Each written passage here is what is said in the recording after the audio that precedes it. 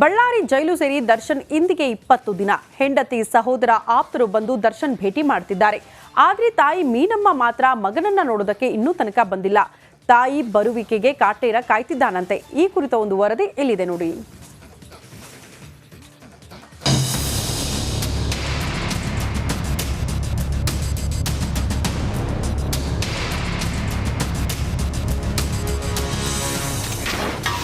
ಅಮ್ಮನಿಗಾಗಿ ನಿಲ್ಲದ ದರ್ಶನ್ ಧಾವಂತ, ಮೀನಮ್ಮನ ಕಾಡದೆ ಕಾಟೇರ ಕಂಗಾಲು.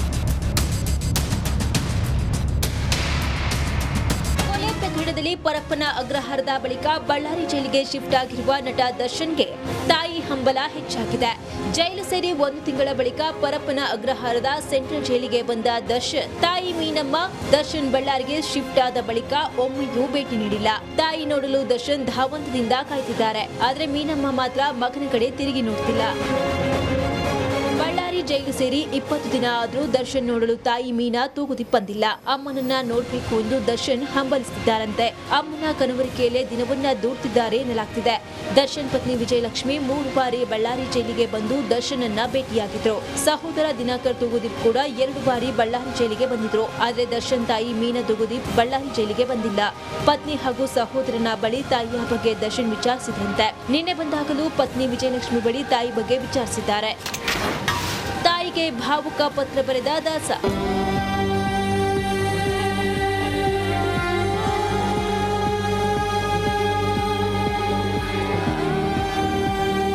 ಕಳೆದ ಬಾರಿ ಮೀನಾ ತೂಗುದೀಪ್ ಬಳ್ಳಾರಿ ಜೈಲಿಗೆ ಮಗನನ್ನ ನೋಡಲು ಬರಬೇಕಿತ್ತು. ಆದ್ರೆ ಕೊನೆ ಕ್ಷಣದಲ್ಲಿ ಬರಲು ಸಾಧ್ಯವಾಗಲಿಲ್ಲ.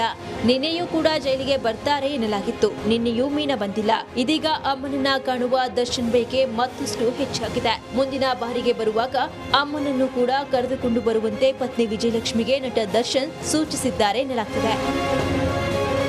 ಇದಷ್ಟೇ ಅಲ್ಲದೆ ತಾಯಿ ಬಾರದಿದ್ದಕ್ಕೆ ದರ್ಶನ್ ಪತ್ರವನ್ನು ಕೂಡ ಬರೆದಿದ್ದಾರೆ. ನಿನ್ನೆ ಸೆಲ್ನಿಂದ ಬರುವಾಗ ಪತ್ರ ತಂದ ದಾಸ ಫೋನ್ನಲ್ಲೂ ಮಾತಿಲ್ಲ, ಭೇಟಿಯೂ ಮಾಡ್ತಿಲ್ಲ. ಹೀಗಾಗಿ ಮುನ್ನಿದ್ದಿರುವ ಮೀನಮ್ಮಗೆ ಭಾವುಕ ಪತ್ರವನ್ನ ಬರೆದು ಪತ್ನಿ ವಿಜಯಲಕ್ಷ್ಮಿ ಕೈಗೆ ಪತ್ರ ಕೊಟ್ಟು ಕಳುಹಿಸಿದ್ದಾರಂತೆ. ಅಮ್ಮನಿಗೆ ಕೊಡು, ಮುಂದಿನ ವಾರ ಬರುವಾಗ ಕರೆದುಕೊಂಡು ಬಾ ಎಂದು ಹೇಳಿದ್ದಾರೆ.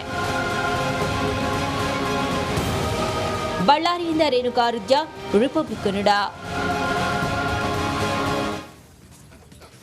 ಸ್ಥಳದಲ್ಲಿ ಪೊಲೀಸರ ಭದ್ರತೆಯಾಗಿದೆ. ಪ್ಯಾಲೆಸ್ತೀನ್ ಫ್ಲೆಕ್ಸ್ ತೆರವುಗೊಳಿಸೋದಕ್ಕೆ ಪೊಲೀಸರು ಮುಂದಾಗಿದ್ದಾರೆ ಎನ್ನುವುದರ ಡೀಟೇಲ್ಸ್ ಸದ್ಯ ಸಿಗ್ತಾ ಇದೆ. ನಿನ್ನೆ ಅತಿ ದೊಡ್ಡ ಗಣೇಶ ಉತ್ಸವ ಕೂಡ ಶಿವಮೊಗ್ಗದಲ್ಲಿ ಆಗಿದ್ದನ್ನು ಗಮನಿಸಿದ್ವಿ. ಅದರ ಬೆನ್ನಿಗೆ ಪ್ಯಾಲೆಸ್ತೀನ್ ಪರ ಫ್ಲೆಕ್ಸ್ಗಳು ದೃಶ್ಯ ಗಮನಿಸ್ತಾ ಇದ್ದೀವಿ. ಈ ಹಿಂದೆ ರಾಜ್ಯದ ಚಿಕ್ಕಮಗಳೂರು ಕಡೂರು ರಸ್ತೆಗಳಲ್ಲಿ, ಅದು ಕೂಡ ಚಿಕ್ಕಮಗಳೂರು ಕಡೂರು ಭಾಗದಲ್ಲೆಲ್ಲ ಬೈಕ್ಗೆ ಪ್ಯಾಲೆಸ್ತೀನ್ ಧ್ವಜ ಕಟ್ಟಿ ಓಡಾಡಿದ್ರು ಪುಂಡರು. ಅದಕ್ಕೆ ಸಂಬಂಧಪಟ್ಟಂತೆ ಕ್ರಮ ಆಗಿದ್ದನ್ನು ಗಮನಿಸಿದ್ವಿ. ಅದರ ಬೆನ್ನಿಗೆ ಈಗ ಶಿವಮೊಗ್ಗ ಸೂಕ್ಷ್ಮ ಪ್ರದೇಶ ಅಂತ ಹೇಳ್ತೀವಿ. ಶಿವಮೊಗ್ಗವನ್ನ ಕೂಡ ಅಲ್ಲೂ ಕೂಡ ಪ್ಯಾಲೆಸ್ತೀನ್ ಪರ ಫ್ಲೆಕ್ಸ್ ಪ್ರದರ್ಶನವಾಗಿದೆ. ತೀರ್ಥಹಳ್ಳಿಯ ಹಣಗೆರೆ ಕಟ್ಟೆಯಲ್ಲಿ ನಡೆದಂತಹ ಘಟನೆ ಇದು. ಫ್ಲೆಕ್ಸ್ ಪ್ರದರ್ಶನ ಅಲ್ಲೇ ಆಗಿರೋದು. 2 ಧರ್ಮಗಳ ಸೌಹಾರ್ದ ಸ್ಥಳವಾಗಿರುವಂತಹ ಹಣಗೆರೆ ಕಟ್ಟೆ ಮುಜರಾಯಿ ಇಲಾಖೆ ಜಾಗದಲ್ಲಿ ಪ್ಯಾಲೆಸ್ತೀನ್ ಪರ ಫ್ಲೆಕ್ಸ್ಗಳನ್ನು ಅಳವಡಿಸಲಾಗಿದೆ ಅಂತೆ. ಕಿಡಿಗೇಡಿಗಳ ವಿರುದ್ಧ ಕ್ರಮಕ್ಕೆ ಮಾಜಿ ಗೃಹ ಸಚಿವರು ಆಗ್ರಹಿಸಿದ್ದಾರೆ. ಶಿವಮೊಗ್ಗ ಎಸ್ಪಿಗೆ ಪತ್ರ ಬರೆದು ಅರಗ ಜ್ಞಾನೇಂದ್ರ ಒತ್ತಾಯ ಮಾಡಿದ್ದಾರೆ ಕ್ರಮ ಕೈಗೊಳ್ಳಬೇಕು ಅಂತ. ಮುಂಜಾಗ್ರತಾ ಕ್ರಮವಾಗಿ ಸ್ಥಳದಲ್ಲಿ ಪೊಲೀಸರ ಭದ್ರತೆಯಾಗಿದೆ. ಪ್ಯಾಲೆಸ್ತೀನ್ ಫ್ಲೆಕ್ಸ್ ತೆರವುಗೊಳಿಸೋದಕ್ಕೆ ಪೊಲೀಸರು ಮುಂದಾಗಿದ್ದಾರೆ ಎನ್ನುವುದರ ಡೀಟೇಲ್ಸ್ ಸದ್ಯ ಸಿಗ್ತಾ ಇದೆ. ನಿನ್ನೆ ಅತಿ ದೊಡ್ಡ ಗಣೇಶ ಉತ್ಸವ ಕೂಡ ಶಿವಮೊಗ್ಗದಲ್ಲಿ ಆಗಿದ್ದನ್ನು ಗಮನಿಸಿದ್ವಿ. ಅದರ ಬೆನ್ನಿಗೆ ಪ್ಯಾಲೆಸ್ತೀನ್ ಪರ ಫ್ಲೆಕ್ಸ್ಗಳು ದೃಶ್ಯ ಗಮನಿಸ್ತಾ ಇದ್ದೀವಿ. ಈ ಹಿಂದೆ ರಾಜ್ಯದ ಚಿಕ್ಕಮಗಳೂರು ಕಡೂರು ರಸ್ತೆಗಳಲ್ಲಿ, ಅದು ಕೂಡ ಪ್ರಮುಖ ರಸ್ತೆಗಳಲ್ಲೇ ಪುಂಡರು ಬೈಕ್ಗೆ ಪ್ಯಾಲೆಸ್ತೀನ್ ಧ್ವಜ ಕಟ್ಟಿ ಓಡಾಡಿದ್ರು ಅಂತ ಹಿಂದೂ ಕಾರ್ಯಕರ್ತರು ದೊಡ್ಡ ಮಟ್ಟದ ಪ್ರತಿಭಟನೆಗೆ ಮುಂದಾಗಿದ್ರು. ಯಾವಾಗ ಪ್ರತಿಭಟನೆ ತೀವ್ರ ಸ್ವರೂಪ ಪಡೆದುಕೊಳ್ತೋ ಆಗ ಪೊಲೀಸರು ಕ್ರಮ ಕೈಗೊಂಡಿದ್ರು. ಅದರ ಬೆನ್ನಿಗೆ ಶಿವಮೊಗ್ಗದ ಘಟನೆ ನೋಡ್ತಾ ಇದ್ದೀವಿ. ಜಿಲ್ಲೆಯ ತೀರ್ಥಹಳ್ಳಿ ತಾಲೂಕಿನ ಹಣಗೆರೆ ಹಿಂದೂ ಮುಸ್ಲಿಂ ಭಾವೈಕ್ಯತೆಯ ಒಂದು ಸ್ಥಳ. ಅದು ದರ್ಗಾನು ಕೂಡ ಇದೆ. ಭೂತಪ್ಪ ಚೌಡೇಶ್ವರಿ ದೇವಸ್ಥಾನ ಕೂಡ ಒಂದೇ ಕಾಂಪೌಂಡ್ ಒಳಗಿದೆ. 16,000 ಜನ ಪ್ರತಿ ದಿವಸ ಬಂದು ಹೋಗುವಂತ ಒಂದು ಯಾತ್ರಾ ಸ್ಥಳ ಅದು. ನಿನ್ನೆ ದಿನ ಈದ್ ಮಿಲಾದ್ ಸಂದರ್ಭದಲ್ಲಿ ಯಾರೋ ಕಿಡಿಗೇಡಿಗಳು ವಿ ಸ್ಟ್ಯಾಂಡ್ ವಿತ್ ಪ್ಯಾಲೆಸ್ಟೈನ್ ಅನ್ನುವಂಥ ಒಂದು ಇದನ್ನ ಹಚ್ಚಿದ್ದಾರೆ, ಫ್ಲೆಕ್ಸ್ ಹಚ್ಚಿದ್ದಾರೆ. ಹಾಗಾಗಿ ಇದು ನೋಡಿದ್ರೆ ಇಡೀ ರಾಜ್ಯದಾದ್ಯಂತ ಕೆಲವು ಭಾಗದಲ್ಲಿ ಹಚ್ಚಿದ್ದಾರೆ. ನನಗೆ ಹಣಗೆರೆ ಹಚ್ಚಿದಾಗ ಸ್ವಲ್ಪ ಗಾಬರಿ ಆಯ್ತು. ಯಾಕಂದ್ರೆ ಈ ಬಗ್ಗೆ ಮತ್ತಷ್ಟು ಡೀಟೇಲ್ಸ್ ಅನ್ನ ಕೊಡ್ತಾ ಹೋಗ್ತಾರೆ ನಮ್ಮ ಪ್ರತಿನಿಧಿ ಭೀಮಾ ನಾಯ್ಕ್ ದೂರವಾಣಿ ಸಂಪರ್ಕದಲ್ಲಿ. ಭೀಮಾ ನಾಯ್ಕ್, ಹೇಳಿ ಕೇಳಿ ಶಿವಮೊಗ್ಗ ಕೂಡ ಈಗ ಸೂಕ್ಷ್ಮ ಪ್ರದೇಶ, ಅಂಥದ್ರಲ್ಲಿ ಪ್ಯಾಲೆಸ್ತೈನ್ ಪರ ಫ್ಲೆಕ್ಸ್ಗಳು ಶಾಂತಿ ಭಂಗ ಮಾಡೋ ಉದ್ದೇಶದಿಂದಲೇ ಈ ರೀತಿ ಬೆಳವಣಿಗೆಗಳಾದಂಗೆ ಕಾಣಿಸ್ತಾ ಇದೆ. ಅಟ್ಲೀಸ್ಟ್ ಯಾರು ಕಟ್ಟಿದ್ರು, ಏನಾಗ್ತಾ ಇದೆ, ಪೊಲೀಸರ ಕ್ರಮ ಏನು ಈ ವಿಚಾರಕ್ಕೆ ಸಂಬಂಧಪಟ್ಟಂತೆ? ಶ್ರುತಿ, ಈ ಪ್ರಕರಣಕ್ಕೆ ಸಂಬಂಧಪಟ್ಟಂತೆ ಈಗಾಗಲೇ ದೂರು ಸಹ ದಾಖಲಾಗಿದೆ. ಕಳೆದ 2 ದಿನಗಳ ಹಿಂದೆ ನಡೆದಿರುವಂತಹ ಘಟನೆ ಏನು ಶಿವಮೊಗ್ಗ ಜಿಲ್ಲೆಯ ತೀರ್ಥಹಳ್ಳಿ ತಾಲೂಕಿನ ಹಣಗೆರೆ ಕಟ್ಟೆ ಏನಿದೆ, ಇಲ್ಲಿ ಧಾರ್ಮಿಕ ಸ್ಥಳ ಮತ್ತೆ 2 ಧರ್ಮದ ಒಂದು ದರ್ಗಾ ಸಹ ಮತ್ತೆ ಭೂತಪ್ಪ 2 ದೇವರು ಇರೋದ್ರಿಂದ ಇಲ್ಲಿ ಸೌಹಾರ್ದತೆಯ ಕ್ಷೇತ್ರವಾಗಿ ಸಾಕಷ್ಟು ವರ್ಷಗಳಿಂದ ನಡೆದುಕೊಂಡು ಬಂದಿದೆ. ಪ್ರತಿದಿನವೂ ಸಹ 2 ಸಮುದಾಯದ 100 ಜನರು ಅಲ್ಲಿಗೆ ಹೋಗಿ ಭಕ್ತಿಯನ್ನ ಸಮರ್ಪಿಸುತ್ತಾರೆ. ಆದ್ರೆ ಕಳೆದ ಈದ್ ಮಿಲಾದ್, ಕಳೆದ 2 ದಿನಗಳ ಹಿಂದೆ ಈದ್ ಮಿಲಾದ್ ಆಚರಣೆ ಏನಾಯ್ತು, ಈ ವೇಳೆಯಲ್ಲಿ ವಿ ಸ್ಟ್ಯಾಂಡ್ ವಿತ್ ಪ್ಯಾಲೆಸ್ಟೈನ್ ಎನ್ನುವಂತಹ ಫ್ಲೆಕ್ಸ್ ಅನ್ನ ಅಳವಡಿಸಿರುವಂತದ್ದು ಪ್ರಕರಣ ಬೆಳಕಿಗೆ ಬಂದ ಬೆನ್ನಲ್ಲೇ ಪೊಲೀಸರು ಆ ಫ್ಲೆಕ್ಸ್ ಅನ್ನ ತೆರವುಗೊಳಿಸುವಂತ ಕೆಲಸವನ್ನ ಮಾಡಿದ್ದಾರೆ. ಆದ್ರೆ ಈ ಪ್ರಕರಣಕ್ಕೆ ಸಂಬಂಧಪಟ್ಟಂತೆ ಈಗಾಗಲೇ ಆರ್ಗ ಜ್ಞಾನೇಂದ್ರ ಅವರು ಸರ್ಕಾರವನ್ನ ಮತ್ತೆ ಶಿವಮೊಗ್ಗ ಜಿಲ್ಲಾ ಪೊಲೀಸ್ ವರಿಷ್ಠಾಧಿಕಾರಿಗಳಿಗೆ ಮನವಿಯನ್ನ ಮಾಡ್ಕೊಂಡಿರುವಂತದ್ದು. ಇನ್ನೊಂದೆಡೆ ಆತಂಕವನ್ನ ವ್ಯಕ್ತಪಡಿಸಿರುವಂತದ್ದು. ಏನಕ್ಕಂದ್ರೆ ಈ ಹಿಂದೆ ಕುಕ್ಕರ್ ಬಾಂಬ್ ಬ್ಲಾಸ್ಟ್ ಪ್ರಕರಣ ಆಗಿರ್ಬೋದು ಅಥವಾ ರಾಮೇಶ್ವರದಲ್ಲಿ ನಡೆದಿರುವಂತಹ ಬಾಂಬ್ ಬ್ಲಾಸ್ಟ್ ಪ್ರಕರಣ ಆಗಿರ್ಬೋದು, ಎಲ್ಲಾ ಘಟನೆಗಳಿಗೆ ತೀರ್ಥಹಳ್ಳಿ ಮೂಲ ಇಲ್ಲಿನ ಕೆಲವರು ಶಂಕಿತ ಉಗ್ರರು ಈ ಪ್ರಕರಣವನ್ನ ಮಾಡಿದ್ರು ಅನ್ನುವಂತಹ ಆರೋಪ ಇತ್ತು. ಆ ನಿಟ್ಟಿನಲ್ಲಿ ಸಾಕಷ್ಟು ಆತಂಕವನ್ನ ವ್ಯಕ್ತಪಡಿಸಿರುವಂತದ್ದು. ಓಕೆ ಭೀಮಾ ನಾಯ್ಕ್, ಧನ್ಯವಾದಗಳು ತಮ್ಮೆಲ್ಲ ಮಾಹಿತಿಗೆ. ಪ್ರಮುಖ ರಸ್ತೆಗಳಲ್ಲೇ ಪುಂಡರು ಬೈಕ್ಗೆ ಪ್ಯಾಲೆಸ್ತೈನ್ ಧ್ವಜ ಕಟ್ಟಿ ಓಡಾಡಿದ್ರು ಅಂತ ಹಿಂದೂ ಕಾರ್ಯಕರ್ತರು ದೊಡ್ಡ ಮಟ್ಟದ ಪ್ರತಿಭಟನೆಗೆ ಮುಂದಾಗಿದ್ರು. ಯಾವಾಗ ಪ್ರತಿಭಟನೆ ತೀವ್ರ ಸ್ವರೂಪ ಪಡೆದುಕೊಳ್ತೋ ಆಗ ಪೊಲೀಸರು ಕ್ರಮ ಕೈಗೊಂಡಿದ್ರು. ಅದರ ಬೆನ್ನಿಗೆ ಶಿವಮೊಗ್ಗದ ಘಟನೆ ನೋಡ್ತಾ ಇದ್ದೀವಿ.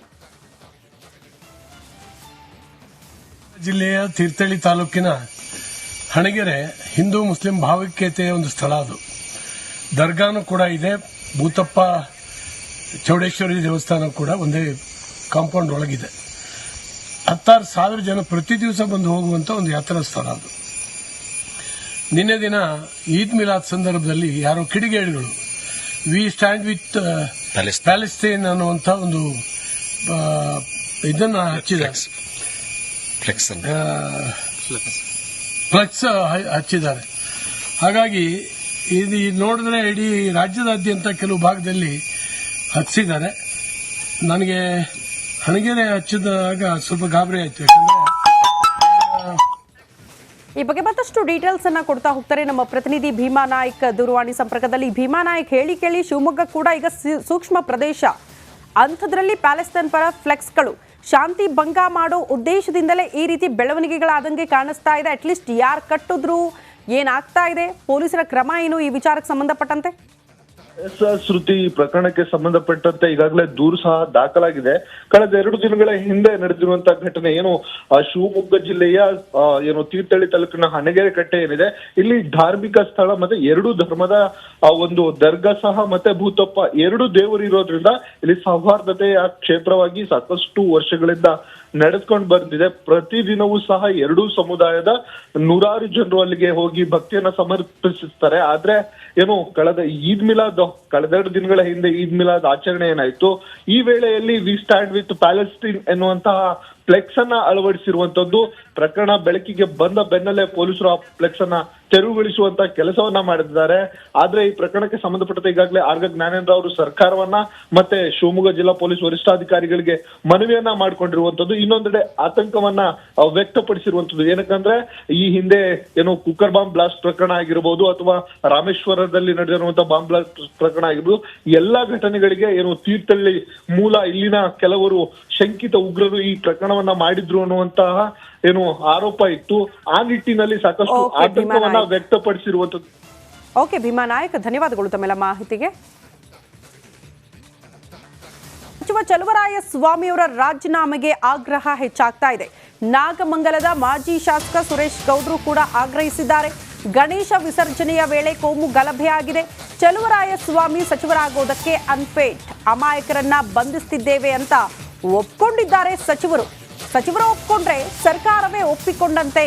ಮಾನ ಮರ್ಯಾದೆ ಇದ್ರೆ ರಾಜೀನಾಮೆ ನೀಡಬೇಕು. ನಾಗಮಂಗಲದಲ್ಲಿ ಮಾಜಿ ಶಾಸಕ ಸುರೇಶ್ ಗೌಡ ವಾಗ್ದಾಳಿ ನಡೆಸಿದ್ದಾರೆ.